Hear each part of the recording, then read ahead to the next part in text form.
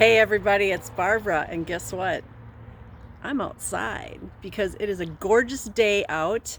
It's Friday morning. I got the sun shining right in my face. It feels amazing, and I'm loaded for bear with all my turquoise. So, happy Warrior Friday, everybody. I hope you're feeling energized. The sun is here to bring us energy and to make us feel energized. It's a Friday. Maybe that means something to you. It really doesn't to me because every day is the same. Glorious. But I know to some people Friday is the end of a work week, if you're working. We have a card from the Earth Warriors deck because we love this deck, right? Today's card is card number 33, which is a master number. This is all about ascended masters shining their glory on us. This is Jesus and Kuan Yin and Buddha and Mother Mary, Saint Germain. They are all shining their light on us and they want us to succeed. And I cannot say this enough times. We are powerful and we are not alone. We have a whole team that wants to help us, and all we have to do is ask. All we have to do is ask. So start asking. And then be grateful when they bring us what it is that we need. I say thank you for bringing me all the resources I need to fulfill my mission. And then when they bring something to me or somebody to me, I say thank you. That was amazing. I don't know how you guys do that, but thank you, thank you, thank you. So let's get started. This is your card today. Beautiful butterfly, and that butterfly is all about transformation. And you got the different moon phases there on the side. There's a dream catcher. Beautiful artwork. This is Intikana, Child of the Light, card number 33, master number. So let's read from the book. There is a divine light that does not cast a shadow. That's funny because we're out in the sunshine. Nor does it cast judgment, even though it reveals truth. A truth that is sometimes hard to acknowledge and requires that we change our ways. True divine light is healing. It is unifying. It brings hope and it illuminates the way. Other sorts of light exist on this planet that are not so pure, not so helpful. Those sorts of light may appear stunningly bright, but in effect, cause separation and increase ego. I'm thinking of like movie stars. They can shine really bright, but that's not true light. That's an illusion. You can recognize genuine divine presence not by how dazzling it may appear at first, but by what your devotion to that divine light evokes in your heart and in your world. I like that. How does that light make you feel? When I see somebody with a $300,000 car, I think, yeah, good for you. Ego. I mean, really? You've got all these people with tons of money. And what are they doing? They're buying multiple huge mansions, expensive cars. They could be helping feed people. They could be helping clothe people. They could be helping give people places to live. They could be helping other people make their lives better.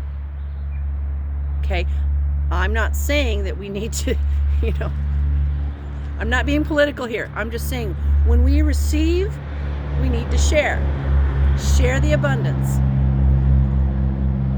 Even if it's just your time, because time is valuable, right?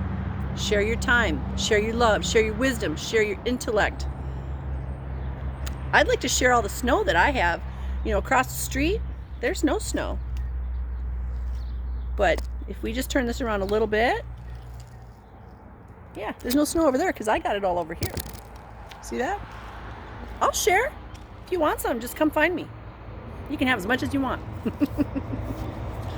Okay, so, whoops, I turned the page too fast. So, this Intikana is from the Incan tradition, from the Incas. Inti is the physical sun and the spiritual presence inherent in the sun's life-giving energy. So I love it that I'm standing here in the sun.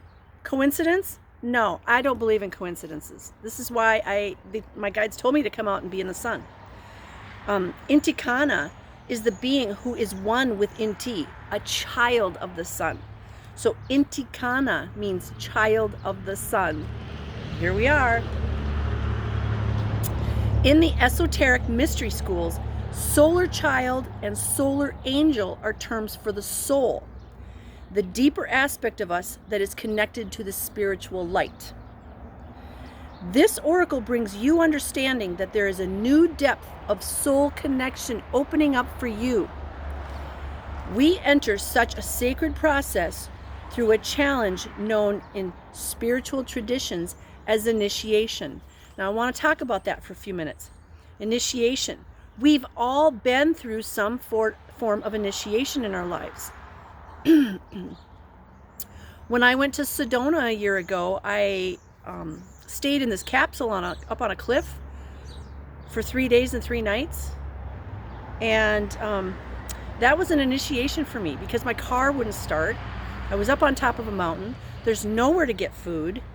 And I had to be grateful for everything that I had, which was basically some clothes. And I did have a couple cheese sticks and a can of tuna and some instant oatmeal. So I didn't starve to death. I mean, I'm still here. But that was a form of initiation. And relationships are a form of initiation. So we can have different types of initiation. You could get a flat tire in the middle of nowhere. That's an initiation for you. You may not know it at the time. You could be in a car accident. That's an initiation. How you react and act in a situation shows the core person that you are. Good morning. Good morning to you. It's beautiful out. It's gorgeous. So when we are faced with a deep unknowing, which is what happens when we are growing spiritually and moving through a spiritual initiation, we have outgrown what our minds are capable of providing.